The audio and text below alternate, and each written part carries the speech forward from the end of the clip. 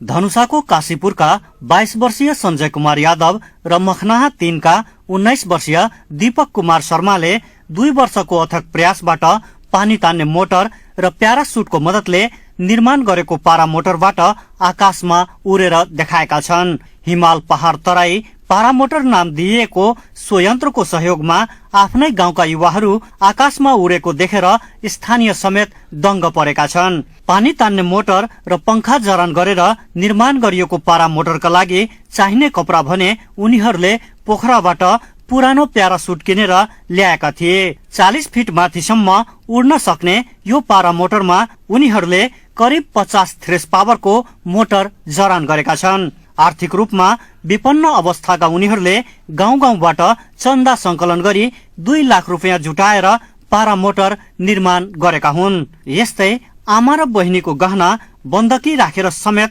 खर्च जुटाएको उनीहरू बताउँछन्। प्रशासनले उडान अनुमति नदिँदा उनीहरूले जनकपुरको शहरी क्षेत्रमा ल्याएर भने उडाउन पाएका छैनन्। जिल्ला प्रशासन कार्यालय धनुषाले नागरिक उड्डयन कार्यालयले मात्रै उडान अनुमति दिन सक्ने बताएपछि उनीहरूले पारा मोटर उडाउने अनुमति पाएका छैनन्। आफ्नो देशमा साइकलसम्म निर्माण नहुने अवस्थामा आफूहरूले केही नौलो काम गर्ने अठोटका साथ पारा मोटर निर्माण गरेको निर्माणकर्ता सञ्जय कुमार यादवको भनाइ छ। खासै गरी नेपालमा बुद्धिदेवी एकदमै मान्छेहरू छ यहाँ, तर यहाँ चाहिँ साइकल पनि बन्दैन। हामीलाई चाहिँ आत्मामा एकदमै दुःख लाग्छ कि नेपालमा त्यत्रो मान्छेहरू भएर पनि नेपालमा चाहिँ साइकल बन्दैन। आत्मामा दुःख लाग्छ। त्यही भएर हामीले चाहिँ बाल्यकालदेखि नै सोच थियो हामीहरूलाई कि हामीहरू चाहिँ यहाँ नौलो काम गर्छु, केही वातावरणमा चाहिँ चेन्ज ल्याउँछ हामीहरू। यसमा चाहिँ प्र्याक्टिकल 2 वर्ष जति यसमा चाहिँ प्याराग्लाइडिङको बेसिक कोर्सहरू हुन्छ त्यो हामीहरूलाई चाहिँ कसैले पनि ट्रेनिङ दिएको छैन अहिलेसम्म। हामीले आफ्नै दिमागले चाहिँ ट्रेनिङ लिएर यसमै 2 वर्ष त्यही भएर लागेको छ हामीहरूलाई। पहिलो जहाज निर्माता राइट दाजुभाइको झल्को दिने युवाले बनाएको पारा मोटर हेर्न अहिले दिनहुँ मानिसहरूको भीड़ लाग्ने गरेको छ। एसएलसी सम्मको मात्र अध्ययन पूरा गरेका गाउँले युवाले पारा मोटर निर्माण गरेर आकाशमा उडाएपछि स्थानीय समेत चकित भएका छन्। बड़ी दूर में जाई है, बड़ी दूर। कहाँ तक जाई छे?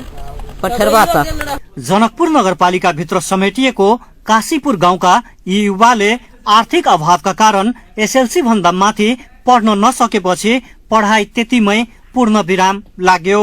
उच्च शिक्षासम्म अध्ययन गरेर आफूहरूले गरेको कामलाई अझै अघि बढ्ने उनीहरूको चाहना आर्थिक कठिनाइका कारण पूरा हुन सकेको छैन। उनीहरूले स्थानीय प्रशासनले शहरमा उडानका लागि अनुमति नदिएका कारण आफूहरूको प्रतिभालाई ठूलो ठाउँमा देखाउन नसकेको गुनासो गरेका छन्। प्रशासनले अन्य क्षेत्रमा समेत उडानको अनुमति दिए आफूहरूले कला प्रदर्शन गरेर भए पनि अध्ययनका लागि खर्च जुटाउने उनीहरूको आशा छ। मकालु समाचारका लागि वीरेन्द्र रमन, जनकपुर धाम, धनुषा।